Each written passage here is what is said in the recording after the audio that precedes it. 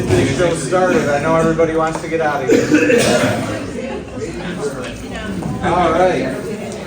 October is the host of National School Bus Safety Week, which is October 20th to the 26th. So in October, we do all of our bus evacuations, and so make sure you guys are signing up for those. There are 2 more for this week that need to get covered. One tomorrow and one Wednesday at the middle school. If anybody's interested, from 11 to 1. Got 2 left.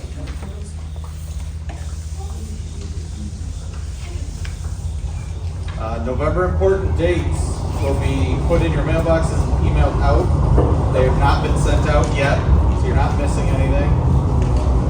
November 1st is our first early dismissal.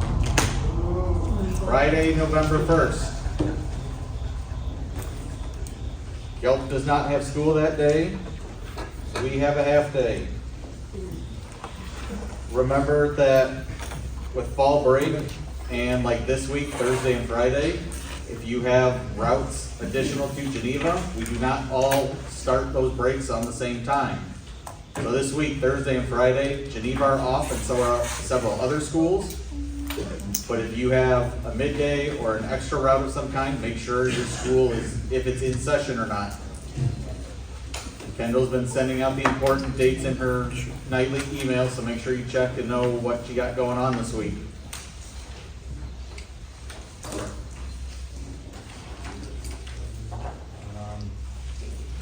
Also next month is Veterans Day on Monday, November 11th. So as we usually do, we're gonna have a breakfast for Veterans Day. We're gonna do it on that Monday at the safety meeting. Sign-up sheet will be going out probably beginning of next week.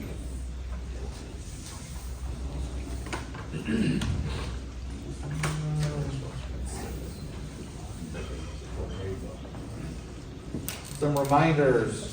Remember to submit your time at the end of the week. That is the equivalent of turning in a physical time card to get paid. There were several people who did not submit their time this past week. Dale. Could I clarify, even if there's a discrepancy in your time during that week, you still are to submit your time? Even if there's a discrepancy, Okay. when you submit it, it doesn't mean that it goes directly to payroll. It's still there where we can edit your time, so if you're waiting on a discrepancy to be changed, that'll still get changed. The only 2 reasons you shouldn't be able to submit for some reason is if the time clocks or your phone aren't working, or if you clocked in and clocked out and have a 0-minute clock in for some reason.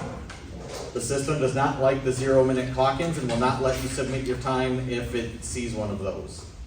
If you get one of those, write a discrepancy up and give it to Kendall.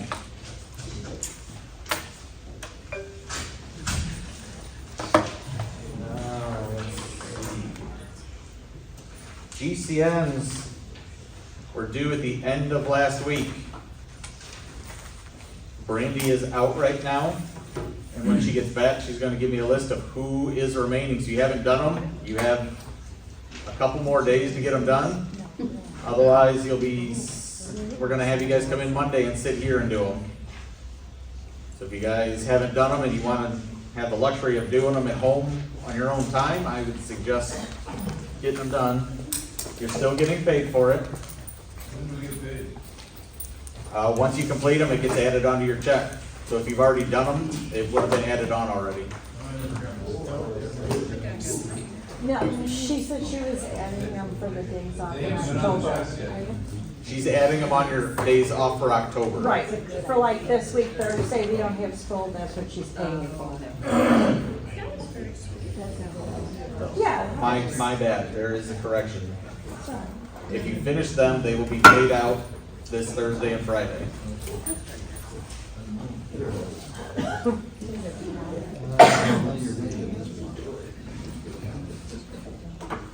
You could be.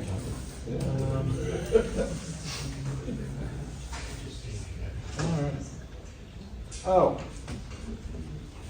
So I just want to be clear with everybody. that there is a reasonable expectation at work that you can come in and expect to not be bullied, yelled at by your coworkers, or anything of the sort. I'm just putting it out there now. I have seen a couple of instances, and I'm not going to tolerate it. It will be an instant write-up. This is everybody's warning. There's no bullying your coworkers, yelling at each other, whether it's drivers, office staff, doesn't matter. It's not going to be tolerated. It ends. We've heard snarky remarks on the radio. It's done.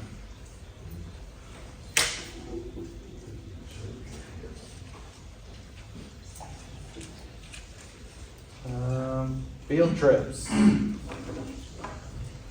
When you are done with a field trip, especially if you're using a spare bus that is on the curb, if you get back and it has below a quarter of a tank, or you're out of DEF, make sure you fill it, or fill it the next work day if it's on the weekend, because I know you guys can't always get to the DEF tank. Make sure you guys are cleaning them and filling them. Make sure you are turning in your sheets. We've had a couple of instances where people are not turning them in for over a week. You guys should be turning in your trip sheets the next work day, either here in the box in the corner or at the middle schools, wherever you're checking in and out of. And make sure you're recording your miles correctly. We've had a couple of trips where people are going together and one trip is somehow 20 miles different than the other one.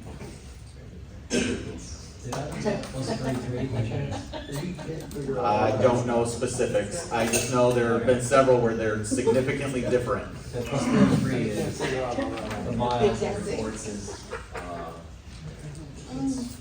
higher than it has actually traveled. Okay. Because I had complaints like, hey, I was going 5 miles slow, and the speed limit. I'm like, I thought you guys were going 5 miles fast. Well, that wouldn't, the speedometer wouldn't have to do anything with how many miles from your start to finish. Well, it also affects the trip meters. My trip meters overshooting the Google Maps times, like miles. So, just so we're all on the same page, so when you are tracking your miles for a field trip, you're doing it from the start of your trip, from your odometer, to the end of your trip. If you leave somewhere to go get food, we don't track those miles. You gotta pay attention to that. If you're running back, if your bus breaks down or something, you gotta run back here. We don't track that mile. Because then we're billing the school for things that are not relevant to their trip. Who was that one?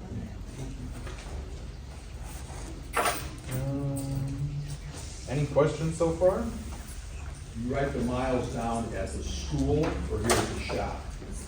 How I do it at the school? Believe practice has always been at the school.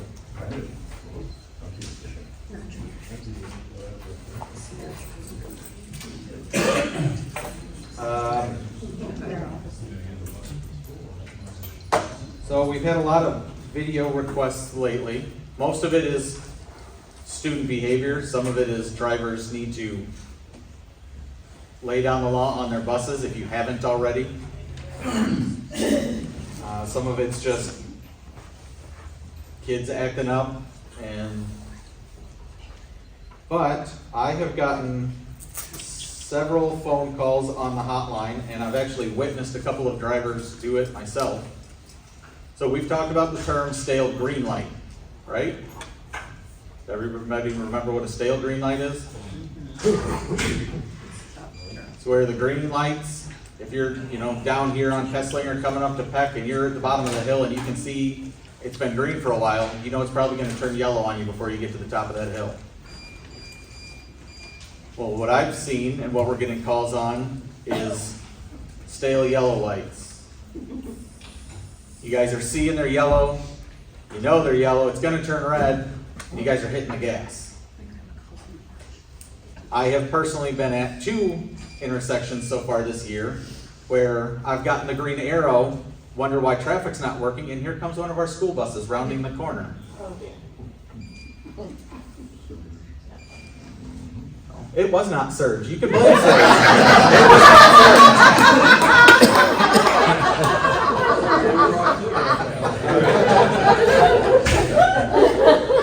All right, Jim. Surge. I know exactly who they are.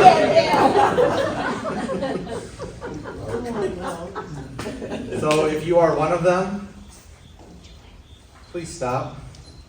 We're supposed to be setting a better example than the traffic on the road. I know that, especially by the high school, it's a pain to try and get in there because we don't have a lot of time with the Anderson lane. So do your best.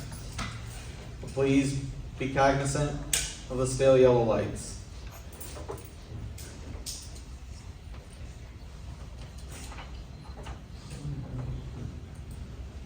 So with it being safety week, before we continue on too far, we're gonna go over a couple other things. Complete stops. Stopping at the stop sign, where do you stop? At the line. What if the line's behind the stop sign? Stop first and then go. Stop before. So that does not mean slow down and keep creeping at 2-3 miles an hour to make sure traffic's good. Come to a complete stop. When we're at bus stops, make sure students are crossing in front of the bus. I've not gotten any reports of it this year, but last year we had kids crossing behind the buses. That's very dangerous. Make sure they're crossing in front of you and that they're waiting for your signal to cross. That you guys are making sure that traffic has come to a complete stop before you send them across. Let's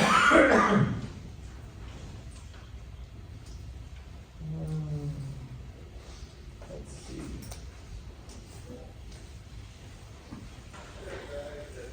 Student behavior. How, with the elementary kids, how are the seating charts working out so far this year? Good. Good? I know there's been some reports of schools changing seating charts and not telling the drivers or telling us. It should be up to the driver. Well, the school sets them because they know the kids better than us to begin with, and then we adjust them as we need to, or as you guys need to. The schools sometimes do, when you guys write them up, they try to change them around and see if they fit better somewhere else, but if you guys need to change it because what the school is suggesting isn't working, you just gotta let us know. We'll tell the school. Tell the school that their suggestion isn't working. Susie and Jimmy are still hitting each other, whatever the case is. But just as a fun little joke, when you're trying to switch kids around, so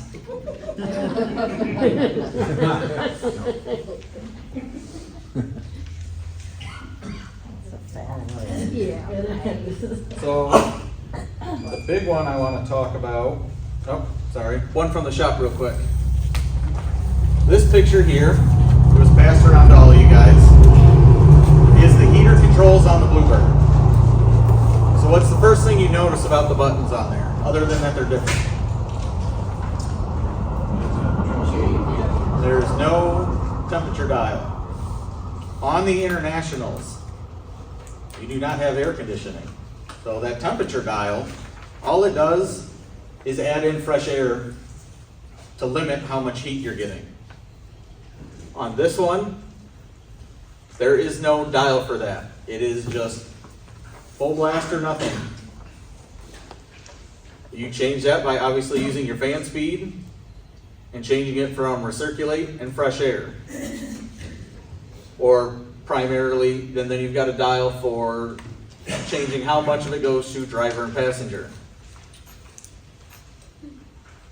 Bluebird didn't bring in one of those temperature dials, and International has removed it altogether, but they're also doing AC as a generic now. Oh. Any questions on those? Laura? I used the levers down by your foot to adjust how much heat it gets in. You could. What that does is that limits how much coolant is going by. That one by your Is that foot. okay to do that? It's not gonna hurt anything if you do it. Okay. It's gonna control how much coolant is moving from the front all the way to the back, the whole thing. So it's gonna do it for not only you, but for the whole bus. So just be aware of that.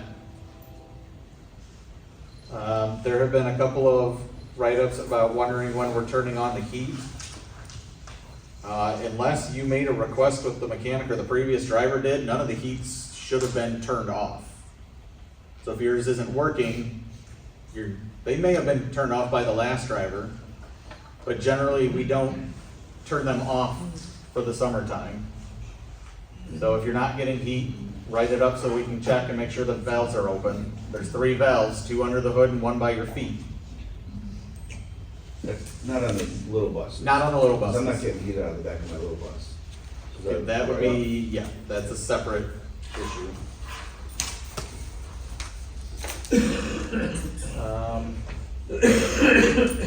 All right.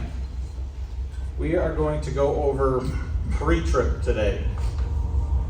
The reason I want to stress on pre-trip is I feel like people have gotten a little complacent and lax in their pre-tripping. Reason 1, this was a backup instance. This is one of our brand new buses. And I'm not putting this picture up to shame who did it by any means.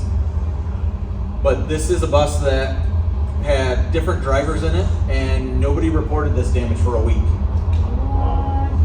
Other than the driver who did it initially.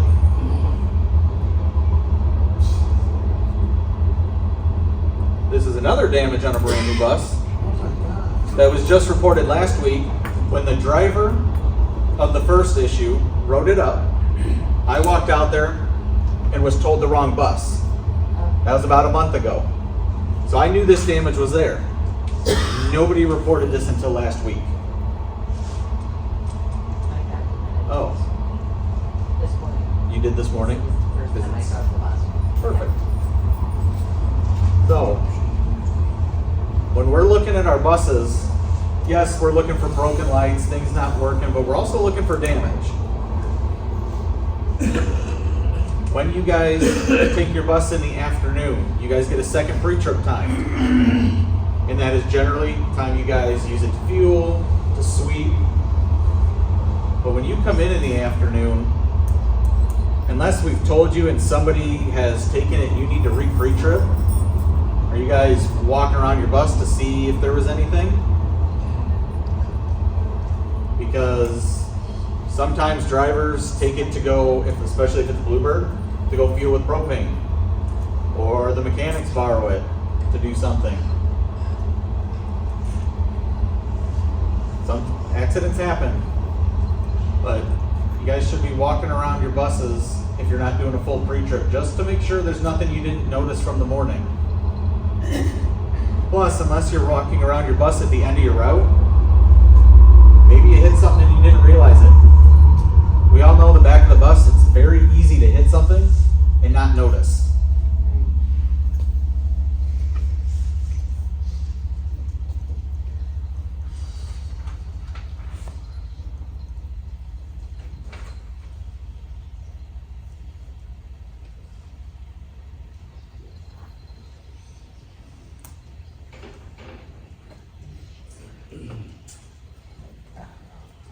So part of your pre-trip, like I said, you guys have that second 15-minute pre-trip for cleaning and fueling. I've gotten a lot of reports from mechanics and subs that people's buses are not very clean. So we're gonna start doing spot checks. It is part of your guys' responsibility to keep your bus clean. Means your windows, if you guys need window cleaner, we have all kinds of spray bottles left over from COVID. We can give you cleaner. So you guys can clean your windows on the inside. You guys sweep your bus. If you guys need a new broom, write it up. We've got brooms. We can get you a good broom if yours isn't working. But it is part of your guys' responsibility to keep your guys' buses clean. I don't like standing up here acting like mom, trying to tell you guys are doing, you know, you need to clean your room, you need to do this. We're all adults.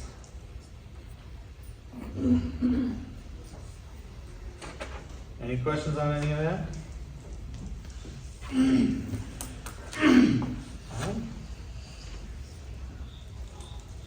Oh, one last thing I forgot to bring up for this Thursday and Friday. We need one person to sit as a sub driver, one person to cover a morning only route going to Core Academy in Aurora. And we need one person to take one high schooler on Thursday to the high school. So if you guys are interested, let Kelly know. The high school one would be, she needs to be there by 7:30, and she gets picked up at the high school by 11:30. If you guys are available this Thursday or Friday, please let us know.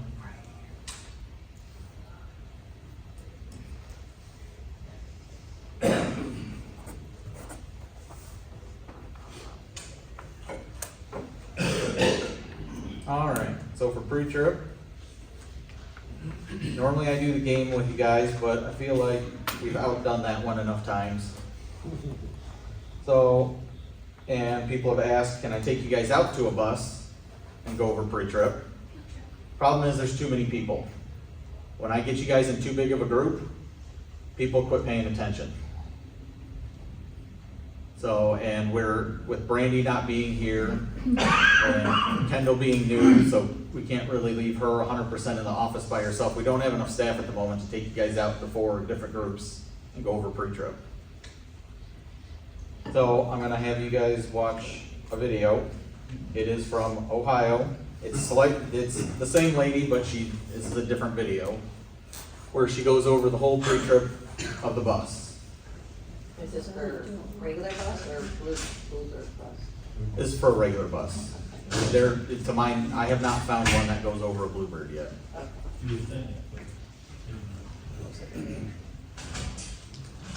Hey, I'm Trish Maloney with Centerville City Schools in Ohio. We're going to do a pre-trip. I want to demonstrate what you will need to do to complete the CDL portion, pre-trip portion of the CDL exam. And I'm going to go at a pace where what I would do if I was taking the test myself. So if you need some additional time or if you need some additional explanation, I will put the links to my 2 training videos in the comments. They go into greater detail about where the carts are located on the bus, and it's in a slower time frame. So if you need some additional assistance to go through the pre-trip, try looking at one of those. That may be some additional help for you as well. So here we go. This is what you'll need to do to complete the pre-trip portion of the exam. You've got 30 minutes to complete it. It can be done in any way as long as you complete that pre-trip in those 30 minutes that are allotted. I'd like to start at the top. You have our amber clearance light, our amber warning light, our red loading light, our amber clearance sign markers. We have our amber turn signals and hazard lights, our high headlamps are clear, and our lights are clear as well. They are all the proper colors and our crack is broken, loose, or missing. I want to see that my bus is not leaning to the left or to the right. That might indicate a suspension problem. There are no leaks or puddles of any kind. No oil, fluid, coolant, power stand here. None. No leaks. I'm going to check all my gear brackets if they're bolted and mounted securely, not cracked or broken, loose or missing. I'm going to do both sides. Checking the hood brackets.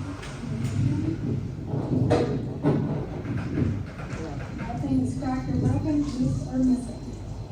I'm going to pull it up.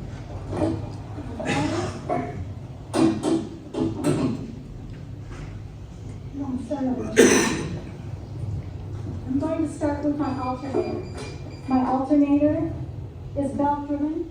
It's bolted and mounted securely, it's not cracked or broken, loose or missing. This is the serpentine belt. If I push on it, it will not deflect more than a half inch. It's not twisted or frayed, cracked, or broken.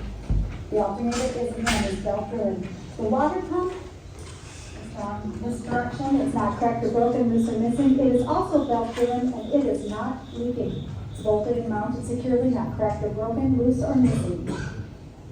Moving on, I've got my front and rear spring mounts.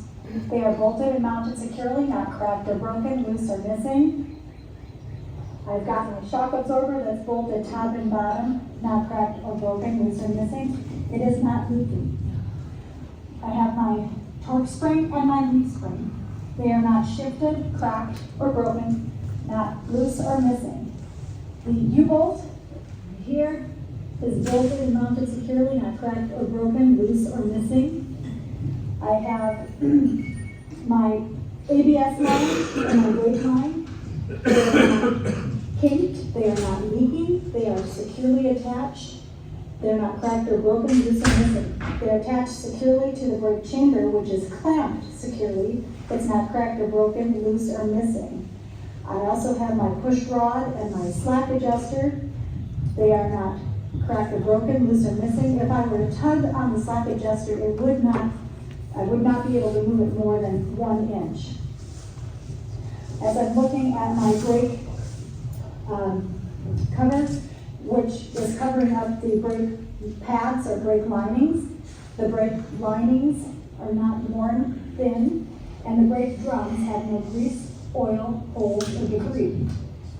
The outside and inside of my tire has no abrasions, bulges, or cuts. The tread deck is 4 30-seconds, evenly worn all the way across. Again, there's no abrasions, bulges, or cuts in front and face of the tire.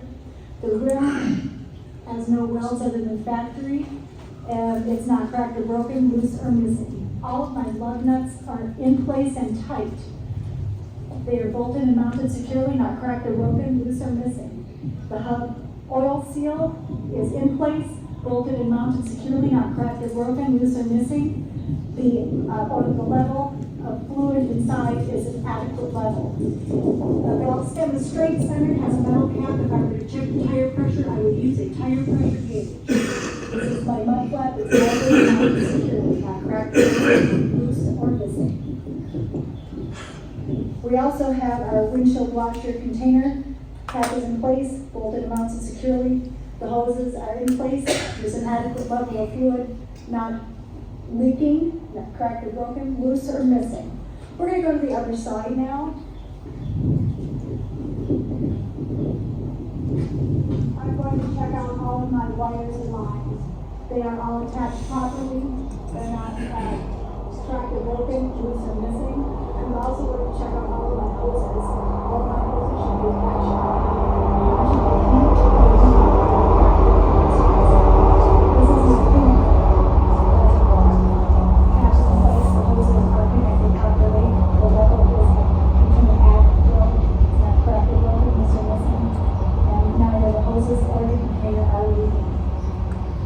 My oil dipstick, we're going to pull it out, put it back in, wipe it off, reinsert it, take it back out again. We're in between add and full.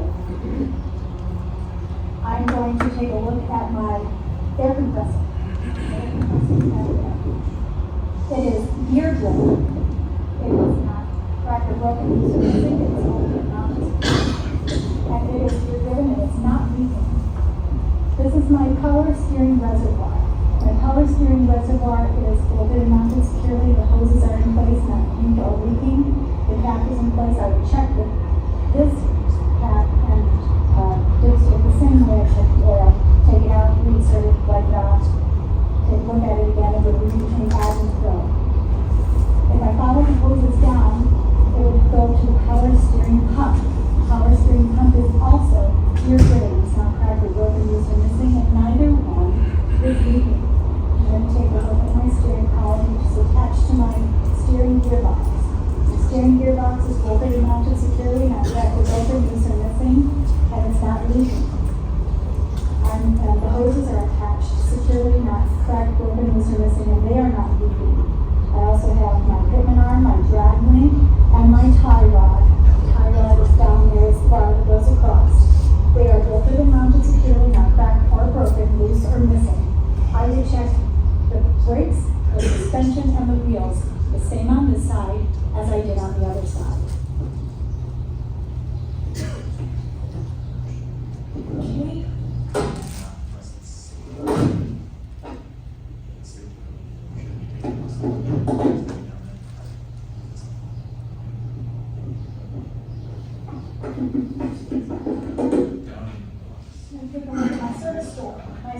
is in place, glass, the seal is in place, not cracked or broken, just releasing.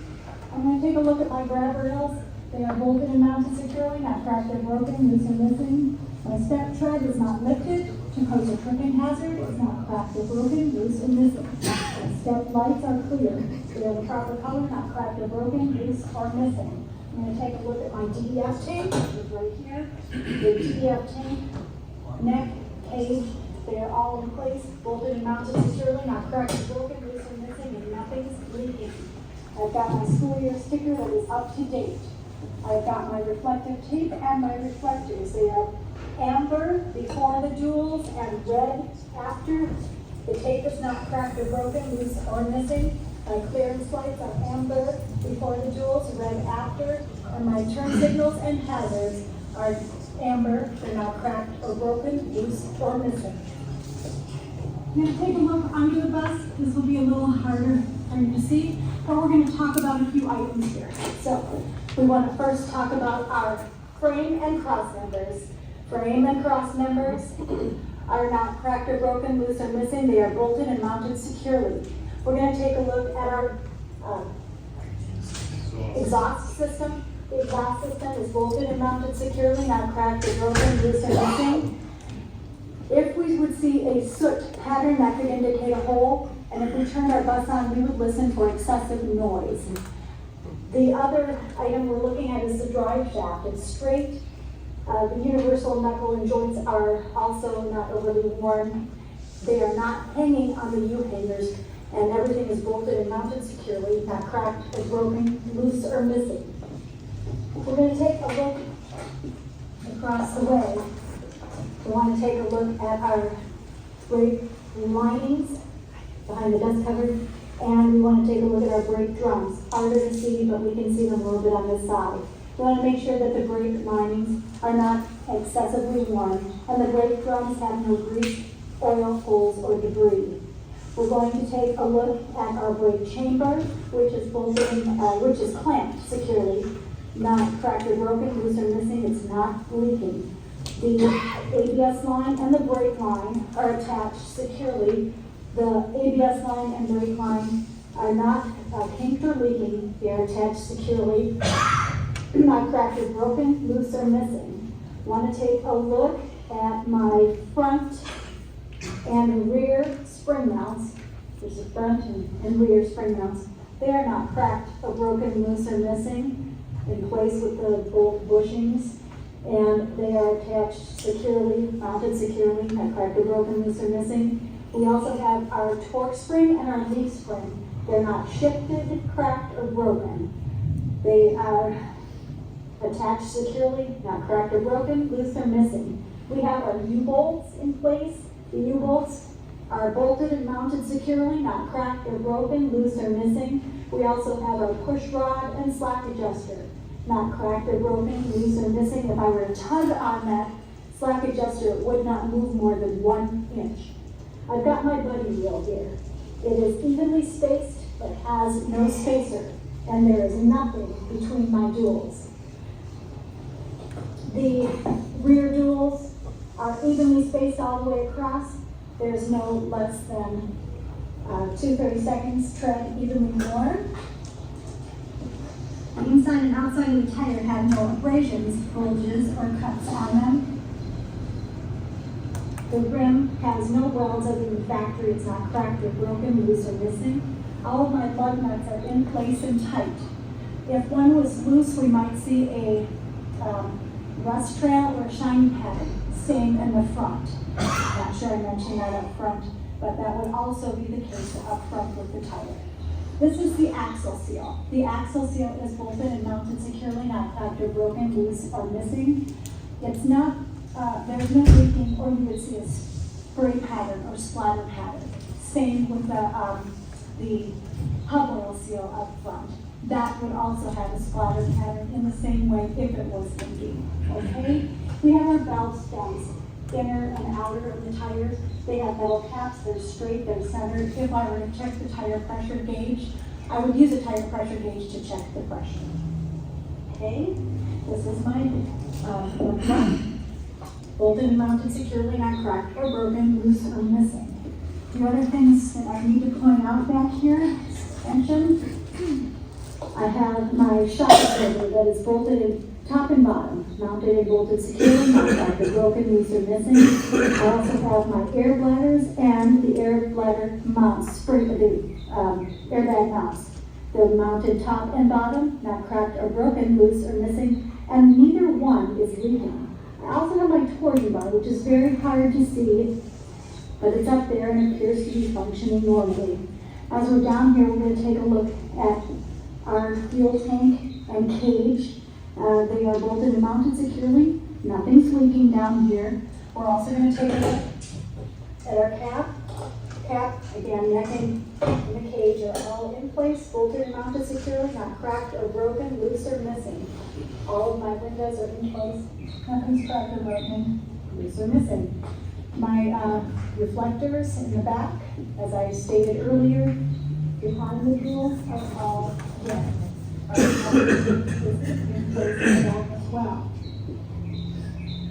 We have red clearance lights, amber warning lights, red loading lights, clear backup lights, red brake lights, red tail lights, amber turn signals, and hazard lights.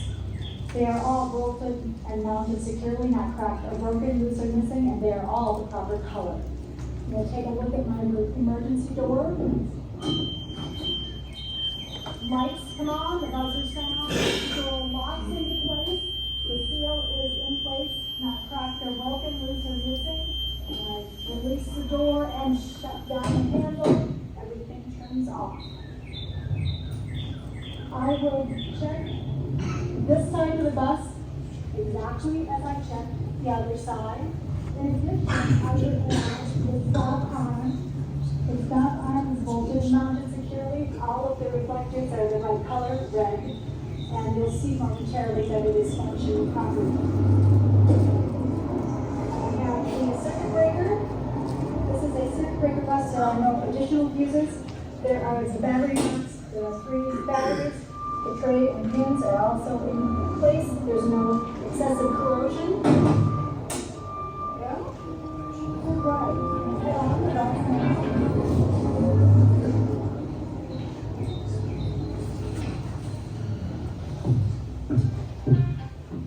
Talking about some emergency equipment. Hey friends, who wants to stay with me? Anybody need auto insurance?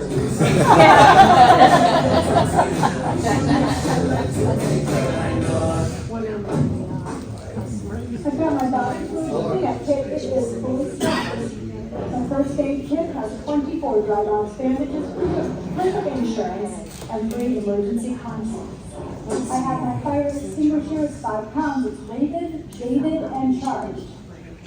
I have my 3 reflective triangles right there.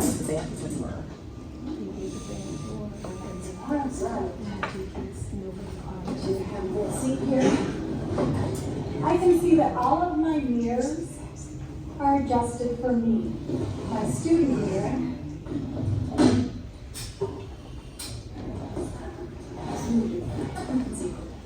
I can see all the way to the back and the top of the first seat.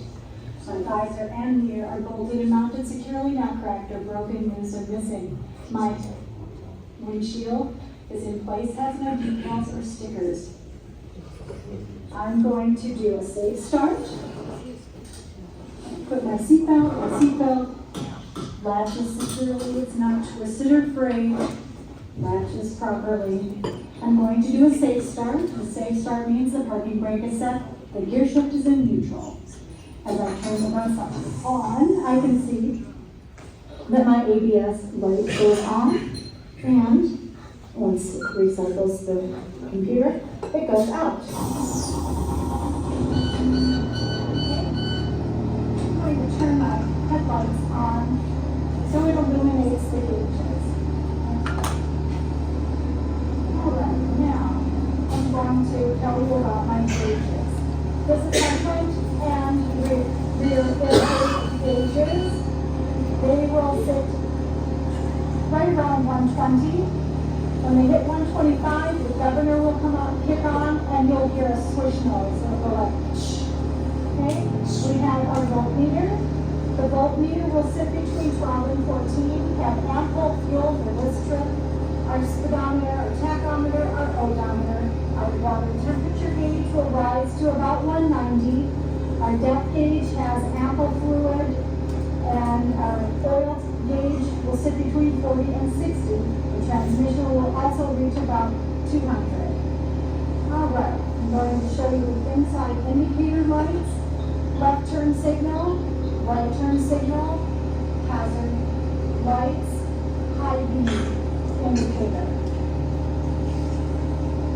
Okay, horn, wipers and washers.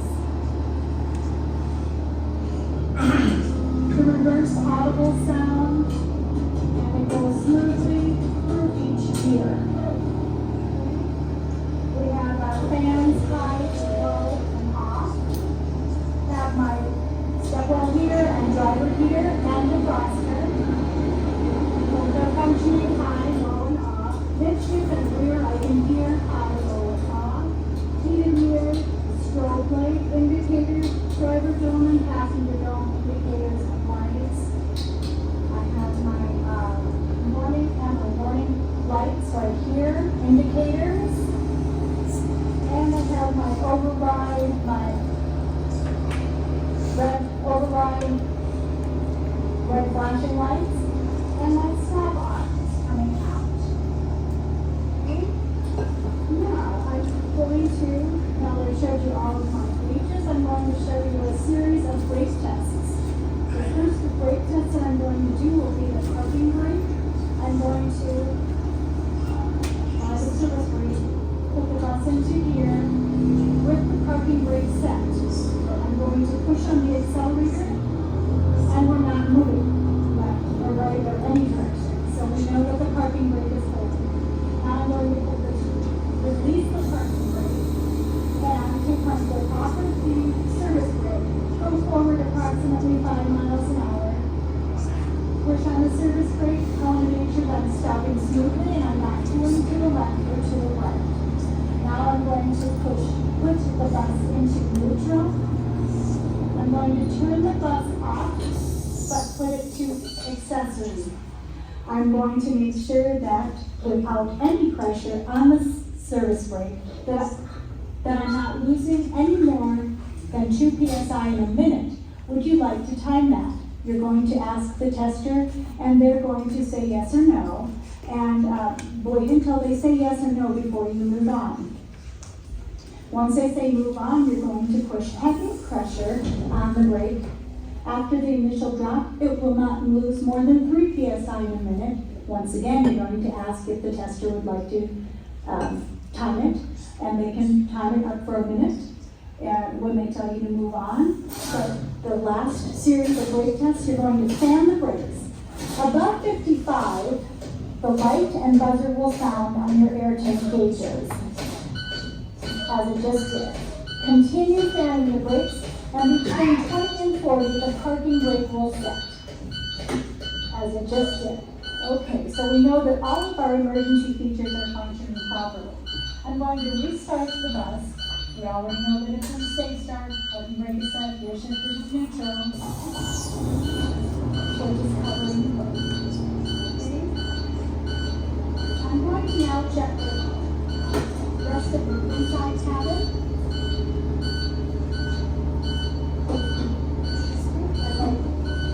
Then my driver's seat is bolted and mounted securely, not trapped and broken, no surfacing. I'm going to check each of my seats as I go back, that the seat cushions are attached securely to the frames, and the frames are bolted and shaded to the bus. And I will pull up on each of those as I go back.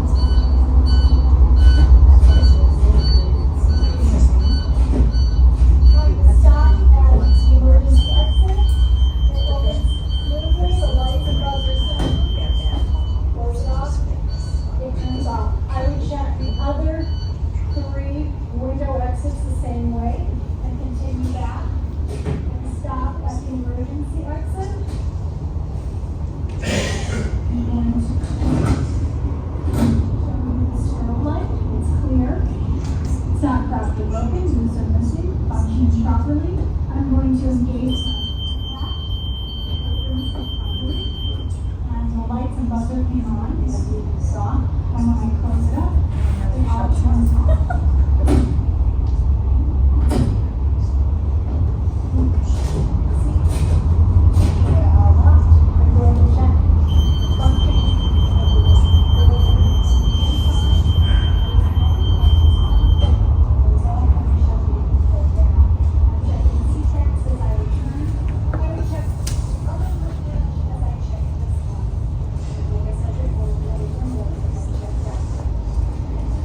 At this time, I'd like to have my examiner go off and check all of my outside lights. I would have them check the clearance lights all the way around. I'd have them check the amber warning lights, the red lighting lights. And signals that have the headlamps and lighting in the front. On the driver's side, the stop arm, turn signals and hazards on the side. Says everything clearance lights are going on. In the back, we have the warning lights, the road lights, the wake lights, the tail lights, the reverse lights, turn signals and hazards in the back. On the passenger side, the passenger check, the turn signal and hazards, and the step ball lights. Then, the examiner gets on the bus, they will also have to turn the bus on with your window open, and you will point to what you are testing. Say and point to the lights that you are testing at the time. When you're done, we're going to go back on the bus and ask if there's anything that you may have forgotten. And I believe I forgot to point out the 6 fuses that are right here. You have that opportunity if you have more time left. So think about what you may or may not have said, and take that time to think about what you may have missed. If you think of something that you missed, you have that opportunity. Anybody catch what she missed on the air brakes? You will need to get out to that. Yep. What she missed? Putting it in gear. Neutral safety switch. Monitoring how fast it recharges, watching the alert, like warnings turn off, as it goes Yep. up. Didn't do the build-up test, didn't do the application test like you guys said. I'm guessing she didn't do the application test because she's got somebody on there and she's just going over everything. So, for your pressures for the air brakes, it's 3 PSI per minute and 2 PSI per minute. So those are like your air compressor if you have one at home. When you build them up, they slowly bleed down over time. It's inevitable.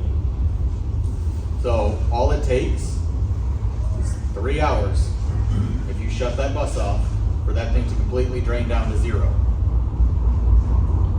So I know I saw in the drivers forum that there were people saying that they're getting in every afternoon and it's out of air, but you have a 5-hour gap in between your routes. So that is perfectly within limits. A couple of the internationals do the same thing.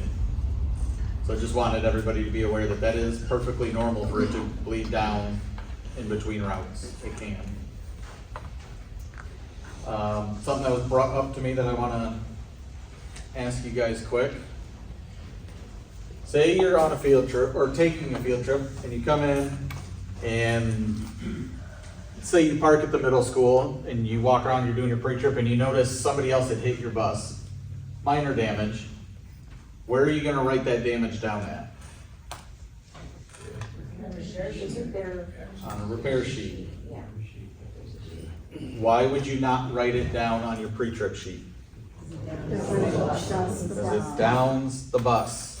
If you write anything in that comment section about anything wrong with the bus, I'm not telling you not to, especially if it's a safety related concern, but your bus is down until Fidel or Jeremy sign off on it.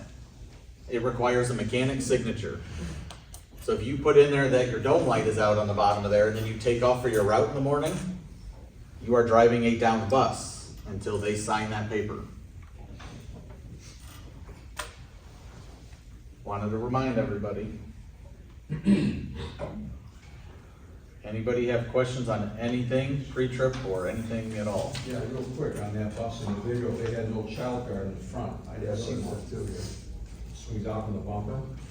Well, it's, Isn't that a federal thing? Or not? I don't, Cardboard bus, the cardboard bus doesn't.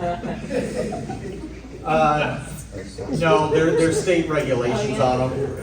It's a state thing. What do you mean, crossing arm? Yeah, the crossing arms. On the Don't you know bumper. the name of it? Sue, I thought we just had a discussion about this.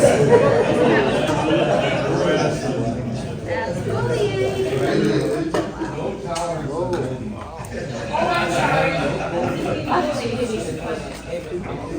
Any other questions? All right, you guys are free to go.